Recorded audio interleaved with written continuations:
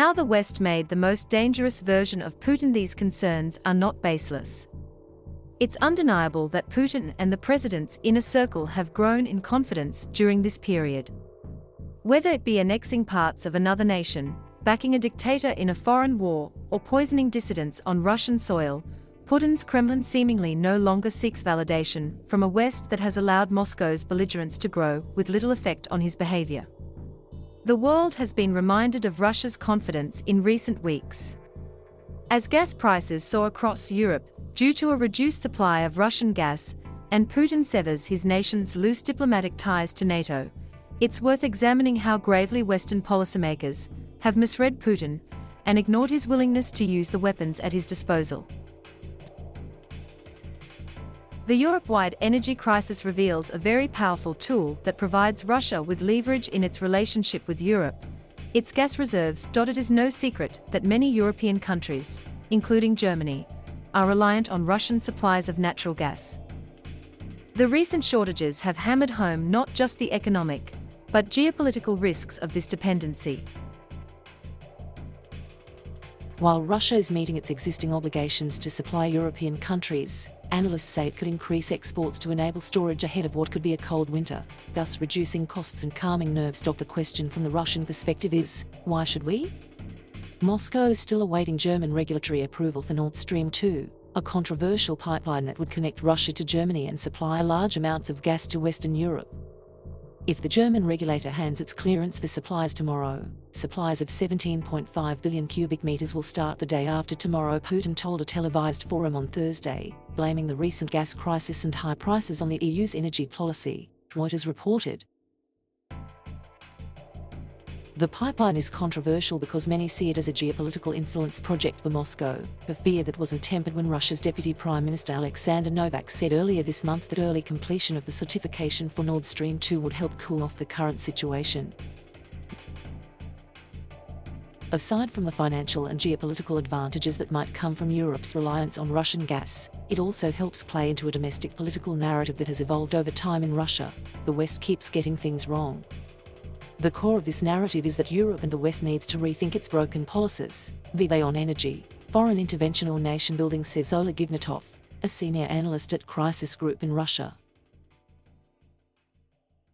10 years ago, this argument was more defensive, as the Kremlin wanted to protect itself from criticism from Western governments or NGOs.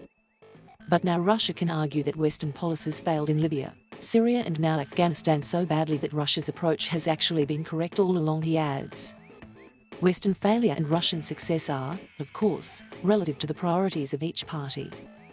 Putin has said that the fall of the Soviet Union was the greatest geopolitical tragedy of the 20th century. Since the end of the Cold War, many in Putin's generation have believed it was still in a political war with the West, says Mark Galeotti, honorary professor at University College London, currently based in Moscow.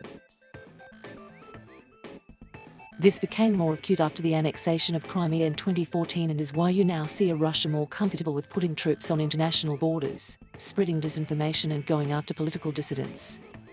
As far as they're concerned, this is a war footing, Galeotti says, before adding that for the West, however, Russia is extremely irksome, but not actually that much of a threat. Some argue that Putin's relatively limited threat has bred a lackluster Western policy in the face of Russian aggression. This, in turn, has meant the Russian president can carry out hostile acts with very few consequences. The logic goes something like this. Russian agents poisoning a Russian ex-spy on British soil is of course sinister and menacing. However, it poses little actual threat to the UK, but going further than placing sanctions on individuals close to Putin could be more hassle than it's worth. This, potentially, plays into Putin's hands, as it allows him to spin these events as proof that he is an untouchable strongman sticking it to the West, a theme he warmed to in a speech at the annual Valdai Discussion Club in Sochi on Thursday evening, in which he slammed the US for the mess it created in Afghanistan. The West's long-term failure has been treating each hostile act as an isolated incident, rather than seeing the overall pattern of a Russia that has no desire or interest in playing by its rules, says Keir Giles, a senior fellow at Chatham House and author of the forthcoming book How Russia Gets Its Way. This, Giles argues, is at the heart of everything happening right now. Limited consequences for the West, of course, provide little comfort to those who oppose Putin inside and outside of Russia. Putin is an opportunist. NATO's disunity is the greatest gift he can receive, says Riho Terras, former commander of the Estonian Defence Forces. German reliance on Russian gas is a problem for those of us who share a border, as it undermines unity.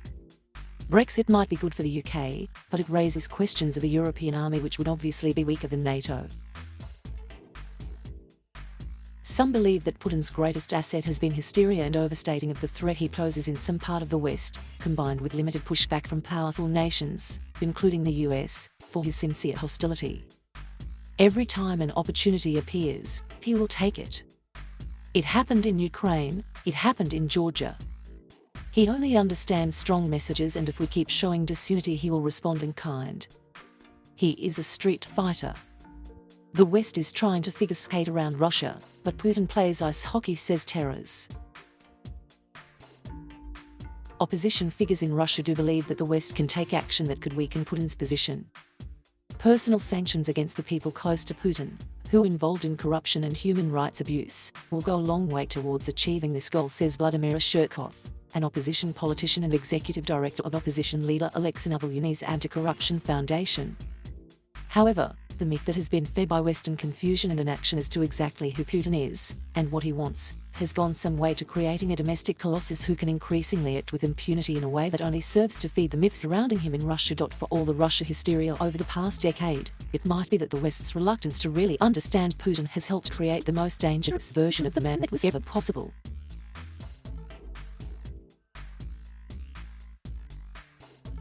Thank you for watching. Please subscribe